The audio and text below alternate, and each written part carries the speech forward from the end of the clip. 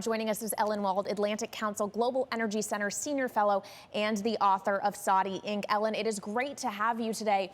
If Aramco can pay out a $75 billion dividend after 2020, the year in which oil demand collapsed and we saw a price war between the Saudis and the Russians, can it survive anything? You know, that's a really great question. And I think the answer may be that it can survive almost anything. And the truth is that Aramco did take a hit this year, but everybody took a hit. Everybody took a bad hit. And if you compare Aramco to some of the other big oil companies out there, Chevron, ExxonMobil, BP, all of those companies lost money this year. Exxon, in fact, lost a lot of money this year. And for Aramco to come out on top, even with less of a profit than they had been making, but still made a larger profit than any of these other oil companies, I think it shows that even when times are bad, Aramco is still going to come out on top of these other companies. And really, when your cost of producing oil is about $2.60, how can you not? So I think the really big question here, and you mentioned this in what you were saying before, is that where can they improve their situation on the downstream side? And I think that's definitely going to be something that we're going to be hearing more about from them. In terms of any restrictions this may place on future investment, as you say, downstream is one area they need to invest in, but they're also trying to invest in the energy transition. That is certainly something that they've been looking very carefully at as well. Given the pressure from the states to try and kick out as much money as possible, and this is very important for Riyadh to be able to get this money, to be able to put to work in the Saudi economy, is there a danger that they underinvest going forward?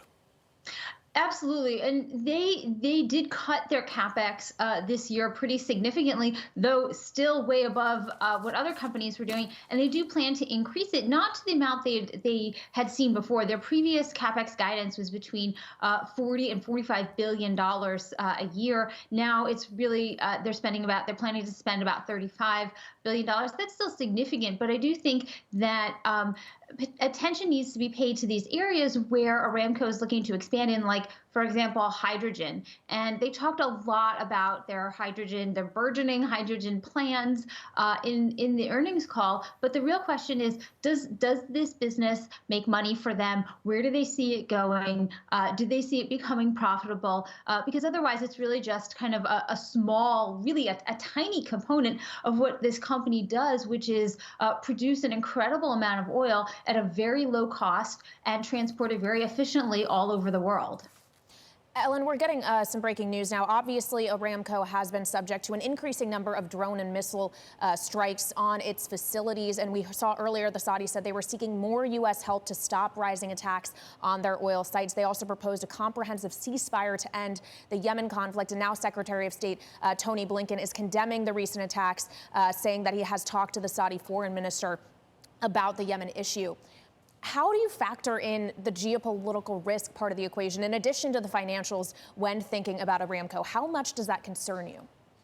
I think it actually should be an issue, perhaps a little bit of more concern when you're looking at Aramco as a company than at oil markets as a whole, because really we're still in an era where we have plenty of oil. Yes, the market is tightening somewhat. So when there is a geopolitical incident of this sort, it can spike prices briefly. So far, none of these attacks have really done much damage, the recent attacks. But there is concern, particularly because Aramco has invested a lot of money in a new refinery in an area that is very close to Yemen and has been the subject of many attacks. And so as when you're looking at the company and you're looking at the vulnerability of this particular refinery and the amount that they've put into it, it's supposed to be starting up very soon, starting to process oil. It's in Jazan, which is an area that the Houthis have attacked a lot. I think you do have to look at that and say, is this a really good idea to have this here? What kind of risk does it pose? And can Aramco, in fact, because of the importance of this refinery, maybe help push the Saudis to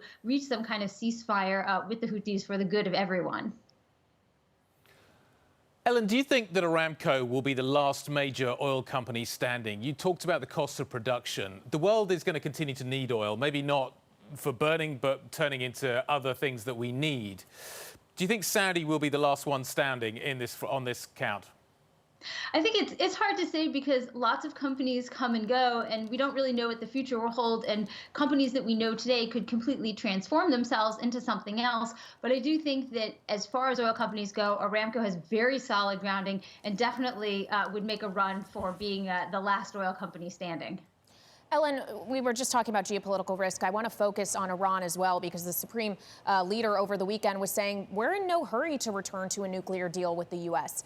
How do you think about Iran, not just in terms of the geopolitical part of that equation, but also in terms of the supply that could or could not be coming back onto the market? Well, I think one of the reasons that Iran says things like this and is in that position is because they're actually still selling a fair amount of oil kind of on the black market, and have, in fact, since the Biden administration took office, have increased those sales to China. There's a lot of oil that's actually sitting there waiting to go into China. And so while the financial situation isn't as good as Iran would prefer it, if they were selling that oil openly on the market, they could get a much better price. Oil prices have gone up, and that makes Iranian oil a better deal. And so that actually raises the value of Iran's illicit oil. So they're doing okay selling their oil to China right now, even if it's not the best situation. And so they're able to kind of maintain this position. And I do think it puts the Biden administration's push for a resumption of the nuclear deal or more negotiations. It does make it more difficult for them.